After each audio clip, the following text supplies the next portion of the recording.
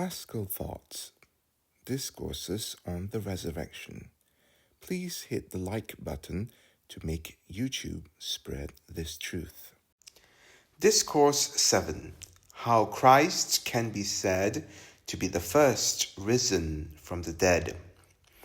On the differences between his resurrection and others, and on why we must not fall back into sin. Christ is risen from the dead, the first fruits of those who have fallen asleep. 1 Corinthians 15. Among the many praises the Apostle gave to the resurrection of the Redeemer, one is this: the first fruits of those who have fallen asleep. At first glance, this might seem difficult to understand, since some prophets had already raised others from the dead, and Christ himself raised 3 people. So how can the apostle say that he was the first to rise from the sleep of death? Listen to the answers of the sacred interpreters. Nicholas of Lyra says this: it does not contradict the fact that others, like Lazarus, had been raised before, because those resurrections were to mortal life, and afterward they died again. But Christ was the first to rise to immortal life, and his body was immortal and glorious. In his annotations on St. Thomas Aquinas' Summa, Cajetan writes, Christ was the first to rise by a perfect resurrection, because he was the first to attain fully immortal life. For this reason, St. Thomas Aquinas gives this conclusion: Christ, by a perfect resurrection, was the first to rise from the dead, for he did not rise only to die again as the others did. He distinguishes what resurrection consists of. Resurrection is the restoration from death to life. One can be delivered from death in 2 ways. First, when someone is simply brought back to life in any form after having died. Second, and more noble way, is what was proper to Christ, when someone is not only freed from death, but also from the necessity or even the possibility of dying again. This is the true and perfect resurrection. Therefore, he concludes, speaking of the perfect resurrection, Christ is the first to rise, for by rising he was the first to reach completely immortal life. As the Apostle says in Romans 6, Christ, rising from the dead, dies no more. St. Bernard agrees. We read that some others were raised before, but better to say that they were revived, and even so, Christ surpasses them by a double privilege. The others were raised only to die again, but Christ, rising from the dead, dies no more. Death no longer has dominion over him. They needed to be raised again. Christ died to sin once, but now lives to God, lives eternally. Therefore, Christ rightly deserves to be called the first fruits of those who rise. He who rose so as never to fall again, the only one to attain immortality. One could also add that Christ rose with a glorified body, adorned with the 4 qualities of glorified bodies, something that never happened with any of the others.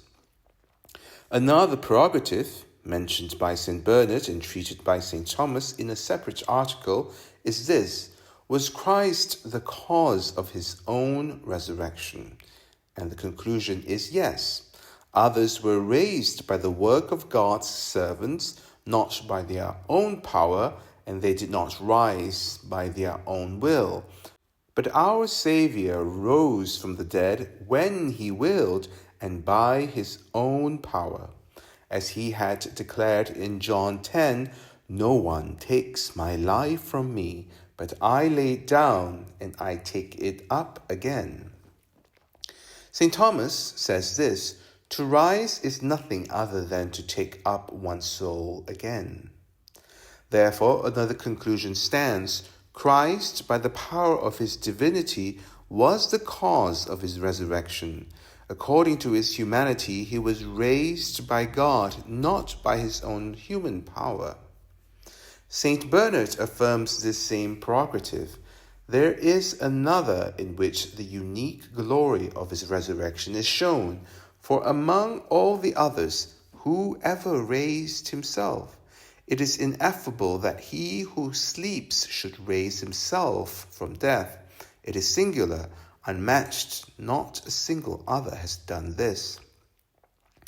He had already driven out the profaners of the temple, and in that act clearly revealed himself as the Son of God, leaving all in awe of the majesty he showed in executing that punishment. So they asked him for a sign of his divinity. What sign did he give? Not the multiplication of bread and fish, not the casting out of demons, nor the healing of paralytics, the straightening of the lame, the giving of speech to the mute, hearing to the deaf, sight to the blind, or life to the dead, not even the earthquake at his death, the confession of the thief or the centurion, the tearing of the temple veil or the darkening of the sun. Instead, he said, "Destroy this temple, and in 3 days I will raise it up." John 2, verse 19. John explains he was speaking of the temple of his body. He said he would raise it up himself, and so he did, raising by his own power. In this, more than any other work, his omnipotence and divinity shone forth. Diego de Stella, the Lord, rose not by another's power, but by his own, just as those asleep wake up not by another's strength, but by their own. But what fruit should we draw from all this? Salmeron writes, "He rose to immortal life because he dies no more. Death no longer has dominion over him. Therefore, just as he left Egypt once and did not return, neither should we." There is no better or more urgent message for Christians who have risen from the death of sin to the life of grace than this: do not fall back into sin. St. Bernard urges, let us consider with attentive reflection what is asked of us in this most solemn feast: resurrection, passage, and transition. Christ today did not fall back, but rose. He did not return, but passed onward. He migrated, not backtracked. Even the word we celebrate, Paschal, means passage, not return. Galilee, where the risen Lord promises to be seen, does not symbolize a return, but a migration forward. If Christ had returned to the former miseries of this life, we could not say he had passed, but rather returned. But since he passed into the newness of life, he calls us also to pass onward.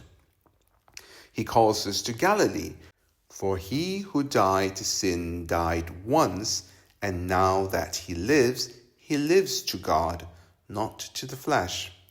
We too were dead in sin, but today Christ has raised us with him to penance. We must not fall back into death again, that is, back into sin.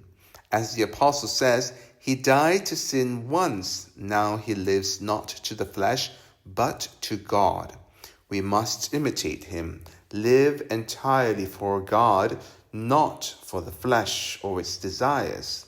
Those devout women who were deemed worthy of the first appearance of the risen Christ, Scripture says they held his feet. St. Thomas Aquinas says this: they approached, held his feet, and adored him. So also the soul of the sinner must not receive God's grace in vain. This signified when it says, draw near to him and be enlightened. Psalm 34. And again, they must cling to him firmly, as it signified by their holding his feet. It is worth noting that after saying, Christ is risen from the dead, the first fruits of those who have fallen asleep, St. Paul adds, For by a man came death, and by a man also came the resurrection of the dead. In ancient Rome, a deep and terrifying chasm opened in the earth, seemingly leading to hell itself. No matter what was thrown in, it could not be closed. The city was threatened with destruction. Their oracles responded, Someone moved by love of country must voluntarily leap into the chasm.